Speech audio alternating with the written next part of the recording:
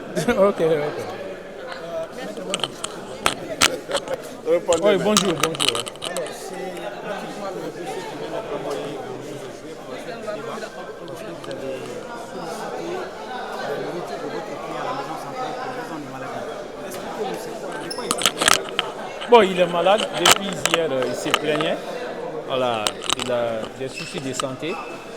Et c'est pourquoi ce matin, il a demandé à ce qu'il lui soit permis de se retirer pour pouvoir bénéficier des soins appropriés afin qu'il revienne. Mais finalement, le tribunal a renvoyé à demain. Est-ce qu'il sera apte, sera disposé à répondre au tribunal à partir de demain?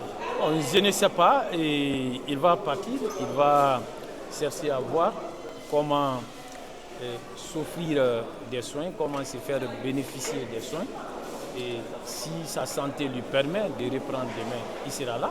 Dans le cas contraire, nous serons là aussi pour demander un nouveau renvoi. Parce que sa santé avant tout. Un mot sur les déclarations de Marcel qui est toujours là.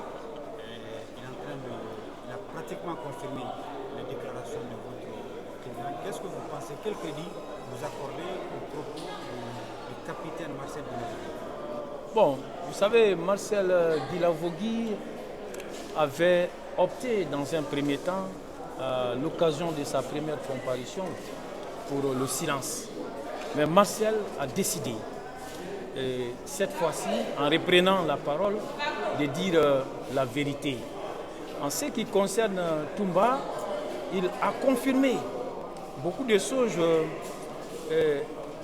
qui ont été même confirmées par des victimes.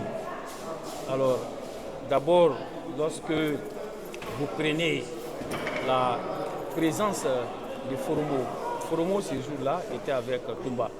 Il en a parlé et il a eu également à parler des instructions que Dadis a eu à donner ces jours-là, le petit matin du 28 septembre. Alors, et il a confirmé ça.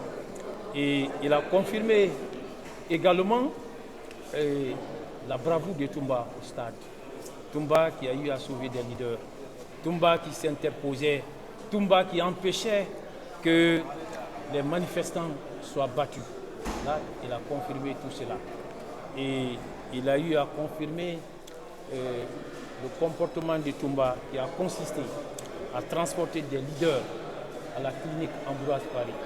Toumba qui a eu à résister alors, à l'assaut que lui-même il avait lancé, qui voudrait faire exploser la clinique au cas où les leaders y seraient admis.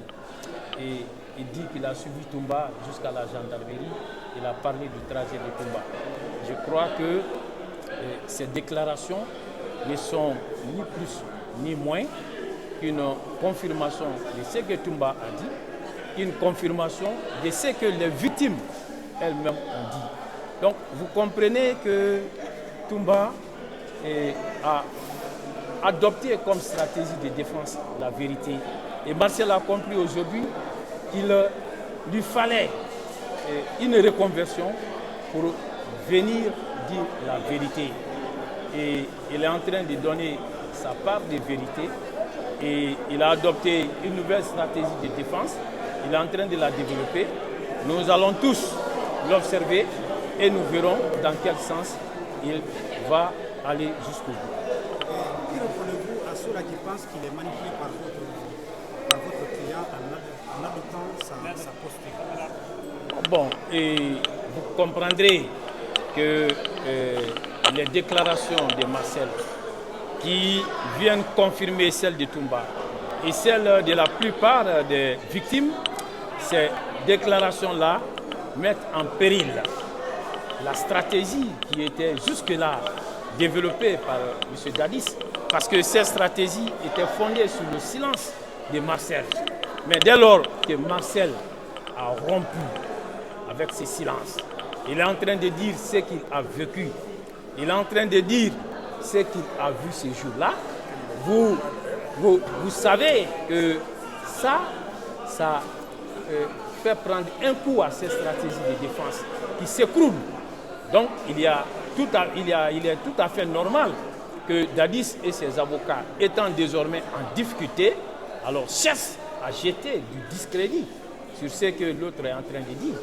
Donc ils ne peuvent pas rapporter la preuve de leur prétendu deal qui aura été passé entre M. Toumba et Marcel. Ils ne peuvent pas rapporter la preuve de toutes les déclarations à l'emporte-pièce qu'ils sont en train de faire. Or, il ne suffit pas de faire des affirmations, mais il faut être à même d'en administrer la preuve. Ils ne peuvent pas le faire. Mais si par hasard ces avocats arrivent à démontrer les preuves, en disant qu'il y a un deal entre votre client et Marcel Kilabogui, quelles seraient les conséquences alors pour les deux? Non, et cette preuve n'existe pas. Alors, il faut éviter de spéculer sur de l'imagination. Nous n'allons pas spéculer sur la base des imaginations. Il n'y a aucune preuve qu'il y a eu un deal entre notre client et Marcel, et ce n'est pas possible qu'on soit à même d'en administrer la preuve.